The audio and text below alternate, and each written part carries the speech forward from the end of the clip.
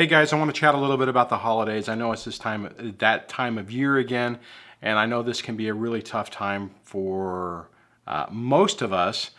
And I wanted to just touch on some key points that might help you if you're struggling. So, bottom line, the first thing is it can be really difficult during this time depending on your situation. If you're early into this process, even if you have your kids, it can be really super tough because this is going to be different than what you were experiencing before.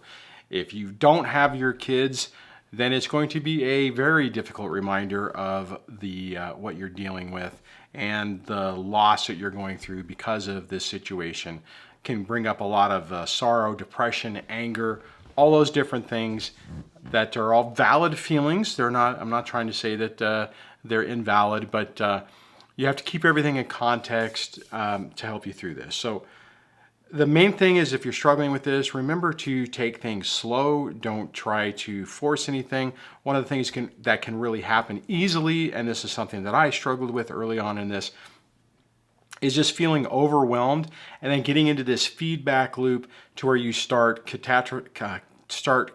catastrophic thinking about what might happen, what you think is going to happen, and it can just make everything significantly worse.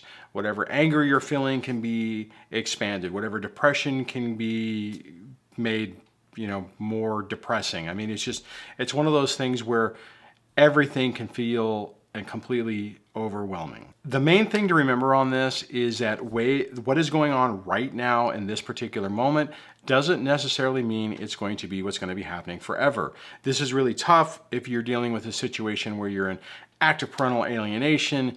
Maybe you have limited time with your children. Maybe you have zero time with your kids, and you're just fighting for any scrape or scrap of time that you can possibly get. What's happening now typically isn't what's going to happen in the future. You have to remain calm. You have to take things slow, like I was talking about. Focus on the long game on this, and realize that if some of these events are ruined, are really diminished as a result of all this stuff, it doesn't mean that it's going to be that way forever. The key point on this is to remember is you have to make sure that you don't make any mistakes. You don't start sending threatening emails or phone calls or stalking people or whatever.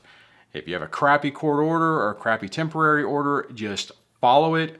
Don't create any extra drama. If they are giving you flaming hoops to jump through those stupid ass hoops because you need to.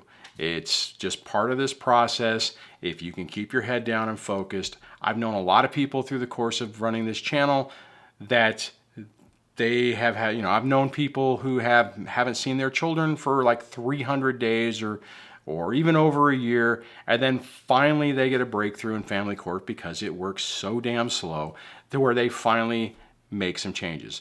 The problem is in that critical period of time, if you make mistakes, if somehow it comes up to where they think that you might potentially be a problem, you might potentially be what your ex is accusing you of, it creates a whole lot of extra drama. Remember, stay focused on the long game. Remember that your ex wants to break you. They want you to fail. They want to ultimately have victory. Focus on the fact that, yes, narcissists typically are able to win in the beginning. They're able to convince people that what they're saying is true, that their illusion is true, but it generally doesn't have sustaining power, doesn't have the longevity to be believed over the long term. So stay the course, don't make those mistakes, don't get caught up in a trap, and you will be okay. The other thing I just want to say is go easy on yourself. Do not beat yourself up on this. It is so easy, like I mentioned earlier, to get into this catastrophic thinking, feeling like everything is going to be horrible, it's just going to get worse, you're going to lose everything. And here's the thing, if you allow that to get into your mind, it starts to become a self-fulfilling prophecy. I know you've probably heard this before, but there's a lot of truth into it. If you go down that dark thinking path, more crap happens. Happened with me. I was very fortunate that it didn't go completely off the rails, but I was going down a path that all those fears were starting to manifest themselves in a way that they were starting to become true. I know it's incredibly hard to do that, but stay focused on the long game. Try to keep as much calm and peace in your life. And what I will tell you is when you're able to do that, it like brings more into it.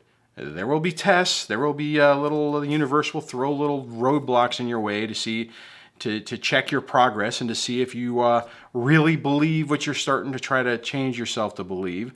But if you can stay that course, guys, it really does work. I mean, I know it's hard for me to even say this because I know when I was going through my rough times and I thought things were looking bleak, I really thought things were going to be bad.